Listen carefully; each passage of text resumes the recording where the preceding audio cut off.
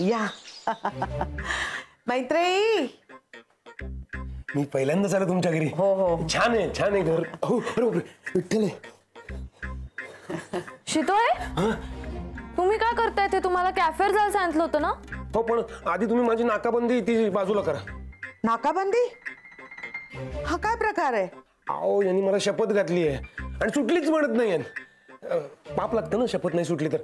मैत्रीत आहे, प्लीज माझी शपथ सुटली म्हणा. हो आजी, त्यांना सांगा ना माझी शपथ सुटली म्हणायला. हो हो, अगं काय आहे हे?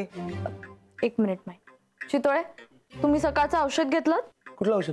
बघा माई, अगं यांना सारखे भ्रम होत असतात, म्हणून ते सौमित्रकडून औषध घेतात आणि एक जरी दिवस त्यांनी डोस मिस केला ना तर त्यांना लगेचच त्रास होतो. आता परवा त्यांना वाटत होतं की आपण पंख असलेले पाणघोड आहोत म्हणून. अगं काय सांगतेस तू? हे पाणघोड आहे? काहीतरीच काय बोलताय तुम्ही? खोटं बोलू नका शितोळे. वा, आणि आता त्यांना असं वाटतं की मी त्यांना शपथ घातलीये. चला चला तुम्ही शितोळे आधी चला डॉक्टर. शितोळे चला. हे बघा शितोळे, जर तुम्ही आता आला नाहीत ना डॉक्टरकडे तर तुमचं सगळं सेक्स लाईफ गायब होईल असा शाप देते मी तुम्हाला. अरे कसे पळाले पाहिलं ना, लोकांना काय त्रास असतात विचित्र. अरे, आणि हे सगळं औषध घेऊन बरं होतं हे असलं? हा हा हा. आणि कानात काय बोललीस तू त्यांच्या? कानात काहीच नाही बोलले, काहीच नाही. काही नाही, मलाही भ्रम झालेला दिसतो. Good job my. चल मी आले, मला आवरायचंय, सौमित्रकडे जायचंय. जोक काय चाललंय या घरात?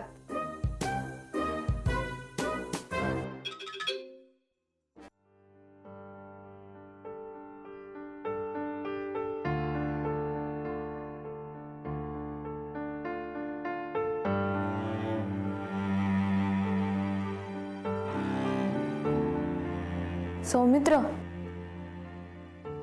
काय मला तुला एक गोष्ट सांगायची आहे. मला माताजींचा फोन आला होता. हे बघ, तुला जर माताजींबद्दल बोलायचं असेल तर मला अजिबात ऐकायचं नाही, तू जा. अरे सौमित्र, प्लीज प्लीज चिडू नकोस तू. हे खरंच खूप महत्वाचं आहे.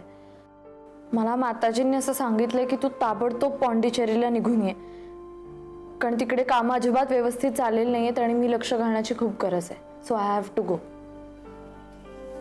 अच्छा, कधी जाणार मग?